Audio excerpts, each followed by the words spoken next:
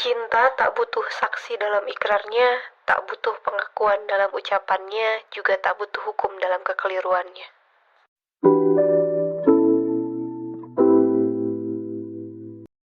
Bismillah, Assalamualaikum. Welcome to Open Book Chapter 16.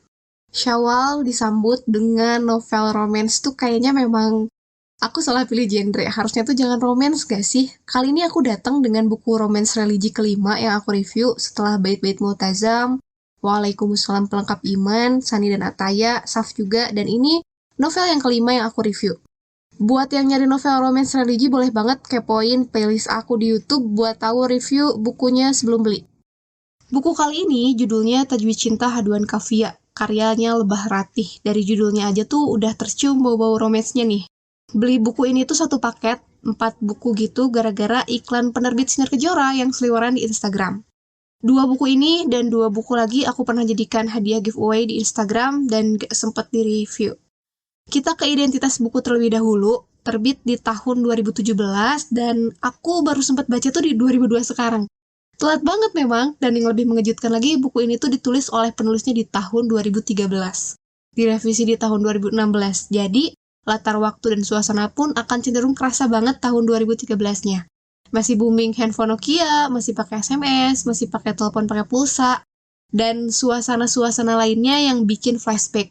Tebalnya lumayan sih, 288 halaman. Dari segi cover, sebenarnya nggak ada keterbaruan di sini. Judul pun nggak dibuat timbul seperti kebanyakan buku. Tapi aku lumayan suka perpaduan warna yang ada di cover ini. Krem, putih, lavender, dan taro itu dipadukan dengan font yang warnanya navy.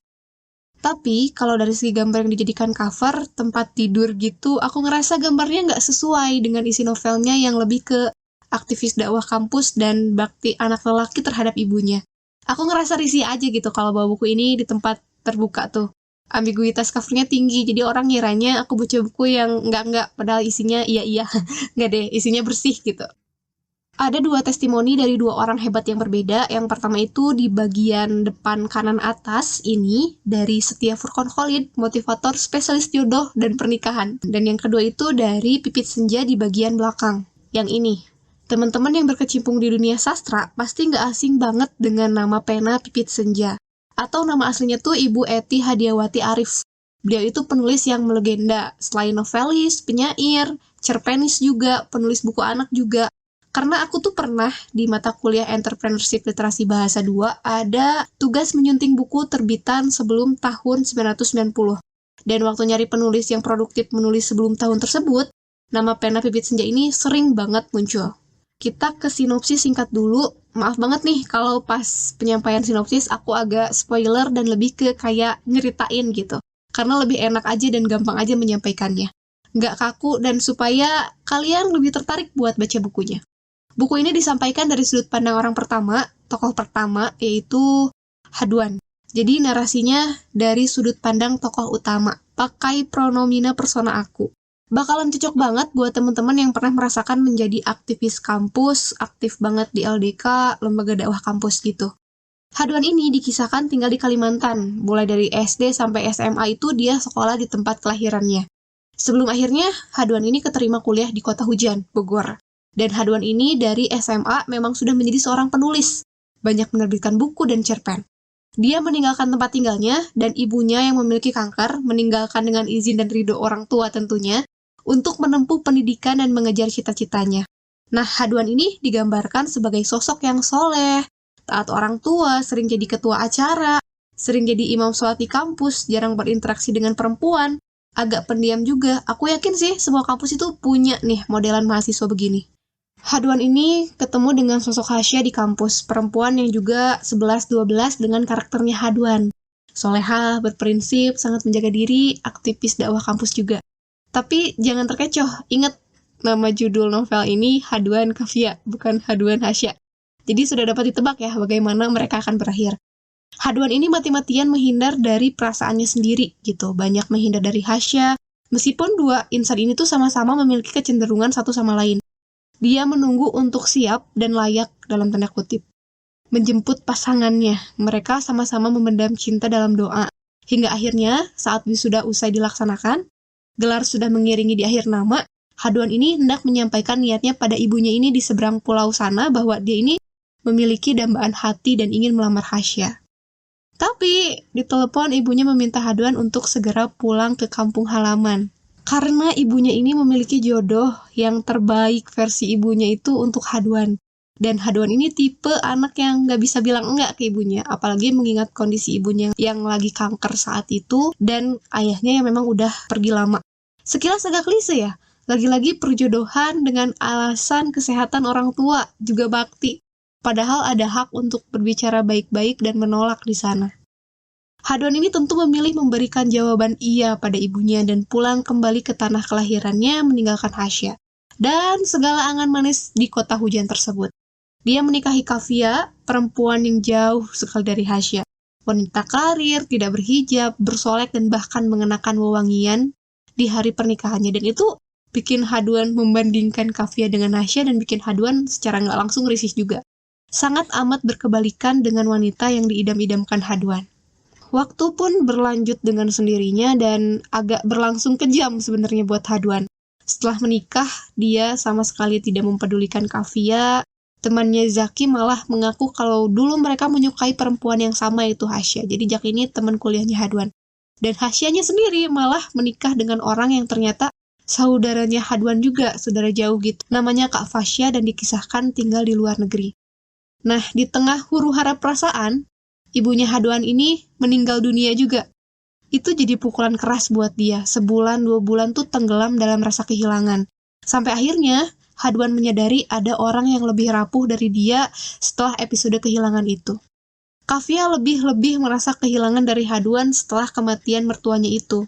Karena Kafia ini tuh dari kecil dia berasal dari panti asuhan dan baru menemukan sosok sahabat sekaligus sosok ibu dari mertuanya ini. Akhirnya Haduan membantu Kafia untuk bangkit dari rasa terpuruk kehilangan itu berbulan-bulan hingga Kafia pulih dan mereka menjadi dekat, namun melabeli hubungan mereka sebatas sahabat. Sampai Kafia ini hijrah drastis, menjadi lebih baik dan mereka sering mendiskusikan banyak hal dan salah satunya berdiskusi terkait Palestina. Tapi Haduan gak pernah tahu alasan dibalik ibunya menjodohkan dia dengan Kafia yang dulu gak ada baik-baiknya sama sekali.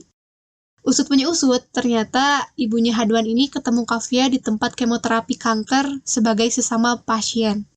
Karena seminggu 2 kali ketemu tuh buat terapi, nunggu antrian bareng, akhirnya sering ngobrol lah mereka berdua tuh.